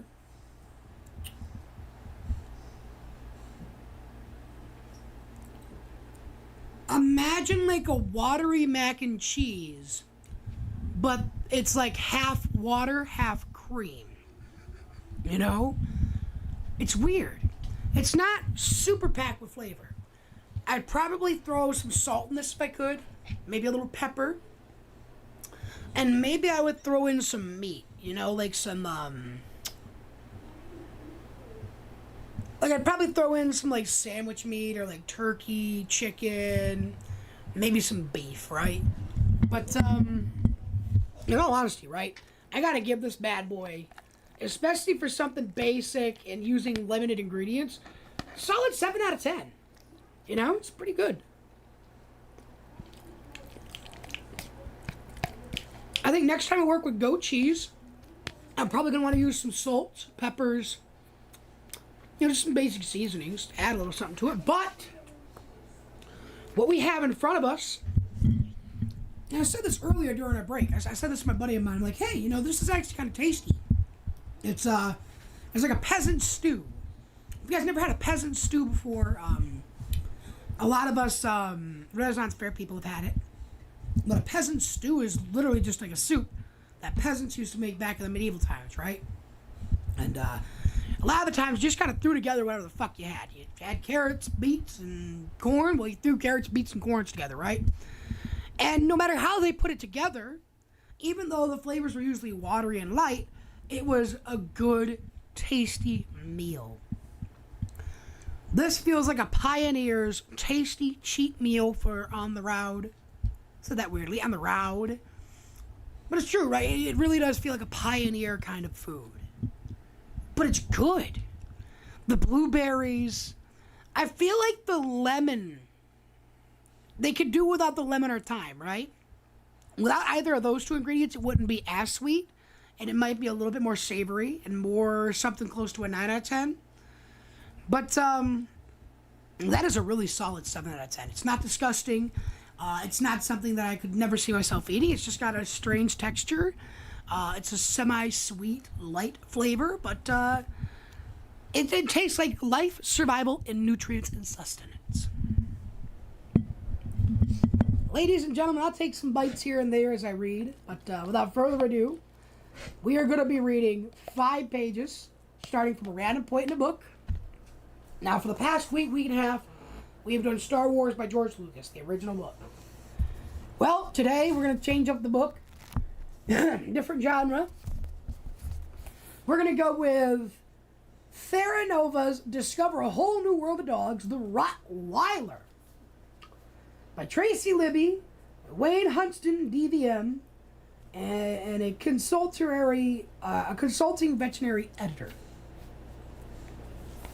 We're going to turn to a random page, and get to reading 5 pages. And I think we're going to do the one I just put my finger on. We're going to go with from page 70 on in this book. Adulthood, around 12 months of age. That said, the age of maturity varies from Rottweiler to Rottweiler, with some Rotties reaching maturity sooner or later than others. Some Rottweilers do not reach physical maturity until they are 2, 3, or even 4 years of age. Adult foods, often called maintenance diets, are specially designed foods that satisfy the energy and nutritional needs of adult dogs who have reached maturity. These diets are designed to provide the proper quantities of nutrients to support a mature Rottweiler's lifestyle. Rottweilers who are very active under physical or emotional stress and lactating bitches, and yes, that's actually what they say, lactating bitches, have different nutrient requirements than the average canine couch potato. Your veterinarian can help you determine when and what type of adult food to choose. Most experts recommend feeding an adult dog twice a day, once in the morning and again in the early evening. As with puppies, pick up any food left after 15 minutes and toss it. Feeding your senior Rottweiler. Different dogs at different rates, age at different rates, and determining if and when you should begin feeding a senior dog will depend on your individual dog. It is impossible to arbitrarily set an old age. You cannot randomly say that Rottweilers are old at 7 or 8 years of age. Dogs are differently, depending on their genetics and overall lifestyle. A good rule of thumb is to divide the average lifespan of a Rottweiler into thirds. When your Rottweiler is in the 1/3 stage of its life, he is usually considered an older dog. Using that simplified mathematical equation, the average Rottweiler would be considered an older dog around 6 or 7 years old. Again, exceptions exist to every rule. Some Rottweilers remain physically and cognitively young at 8 or even 9 years of age. Older dogs usually require a diet that is still complete and well balanced, yet lower in calories, protein, and fat. In some instances, you may be able to feed your Rottweilers regular adult food, but in lower quantities. Or you may need to switch the diet and designate specifically for senior dogs. Because older dogs do not normally get as much exercise as their younger counterparts, losing weight can be difficult for them. Maintaining a sensible weight throughout your Rottweiler's entire life is one of the most important and humane things you can do to help your dog retain good health. Increase the quality and length of his life. Knowing this ahead of time, you can plan ahead and take precautions that do not allow your Rottweiler to become overweight at any stage of his life. On the other side of the spectrum, older dogs occasionally will go off of their food, meaning they lose interest in it, and they may choose to eat only once a day.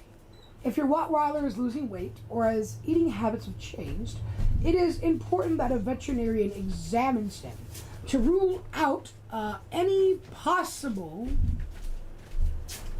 One second here, I lost my spot. One second here. If your Rottweiler is losing weight or his eating habits have changed, it is important that a veterinarian examine him to rule out any possible diseases or problems. Because dogs age at different rates, it is best to work closely with a veterinarian as your Rottweiler begins to enter his senior years.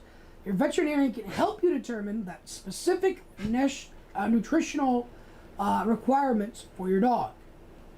Supplements. In most cases, if you're feeding a professional quality diet that is complete and well balanced, supplementing is not recommended. Remember, your Rottweiler system is complex, and to run efficiently, it must receive the proper amounts of nutrients in a balanced ratio.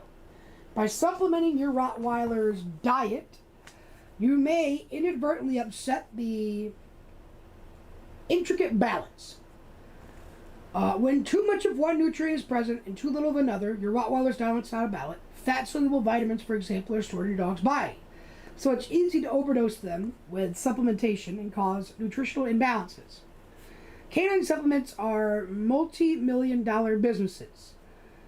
Naturals are a type of supplement often called psychochemicals or functional foods.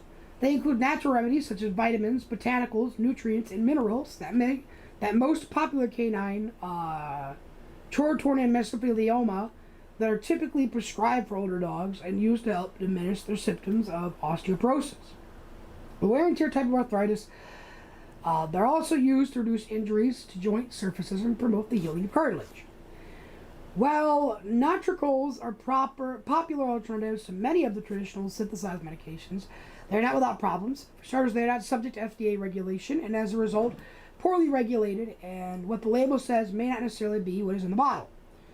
Also, little scientific evidence confirms the benefits of nutritionals. What experts know about nutricolax is their use in the treatment of dogs is empirical. Simply put, the evidence comes less from clinical trials and more from the anecdotes and testimonies of veterinarians and dog people, such as handlers, breeders, and trainers. It is important to note that alternative or herbal does not mean harmless. Supplements can cause side effects and result in cross reactions if combined with other supplements. Obesity. Like people, dogs who are carrying around some extra pounds are subject to serious health issues, including diabetes, heart disease, increased blood pressure, and digestive disorders. They have increased surgical risk, decreased immune function, and are more susceptible to injuries, including damage to joints, bones, ligaments, and overweight and obese Rottweilers have a diminished quality of life, and they tend to die at a younger age than do other physically fit counterparts. As a rule, obesity in Rottweilers is not any more common or uncommon than in any other breed. Regardless of the breed, dogs who are overfed, be it too much kibble or too much table scraps and high-fat snacks, are likely to become overweight or downright obese. Some dogs, regardless of the breed, are easy keepers, meaning their weight seldom fluctuates. Others will gain weight with just a few extra kibbles and snacks each day. Studies indicate that humans become more obese, so too do their dogs. Rottweilers who are overweight as puppies are more prone to be overweight as adult dogs. Juvenile obesity increases the number of fat cells in a dog's body and postpones him to obesity for the rest of his life. Okay. Is Marati overweight? A Rottweiler's weight can range from an ideal to slightly overweight to downright obese, or somewhere in between. To be sure your Rottweiler is not packing extra pounds, follow these simple guidelines for assessing your Rottweiler's weight. Ideally, you should be able to feel your Rottweiler's ribs, and they should have minimal fat covering them.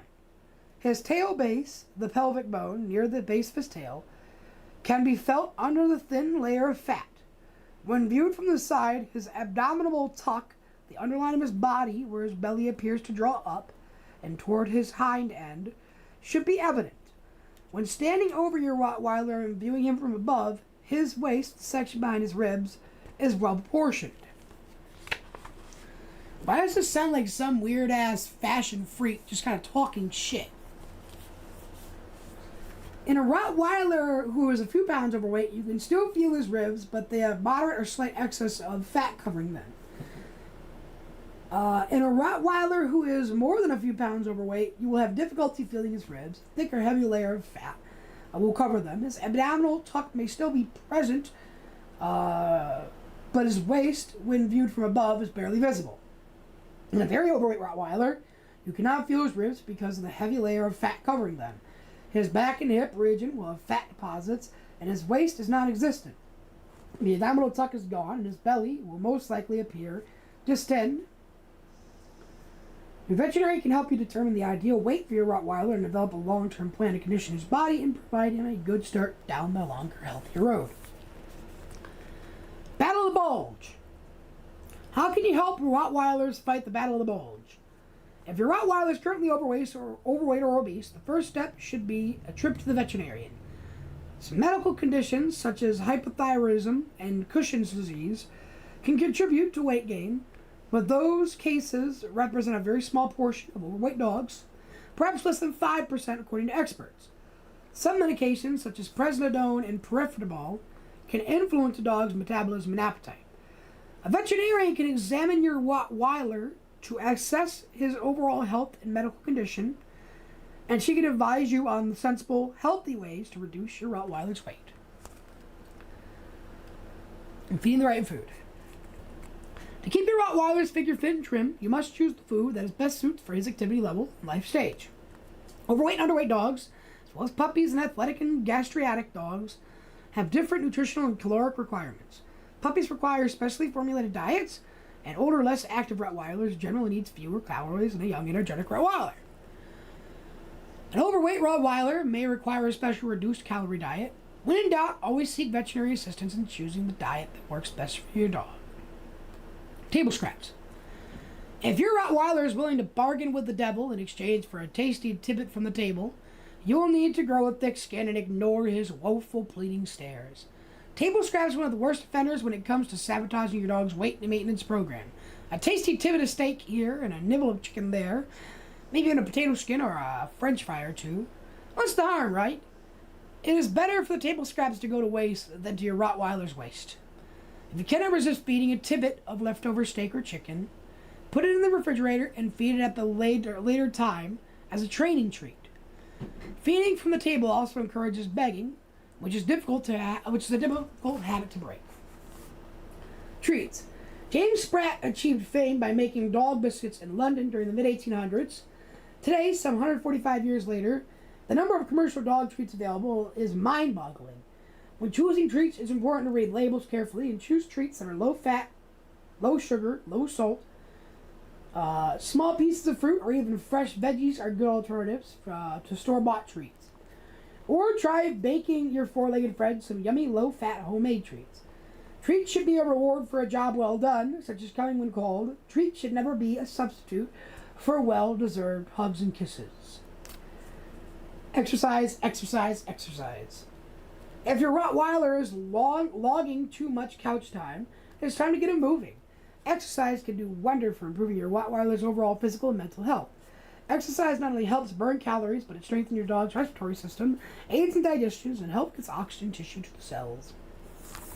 Well, ladies and gentlemen, there's our 5 beautiful pages for the night. We've learned how to take care of a Rottweiler. We are on the path to becoming expert Rottweiler breeders and caretakers and such.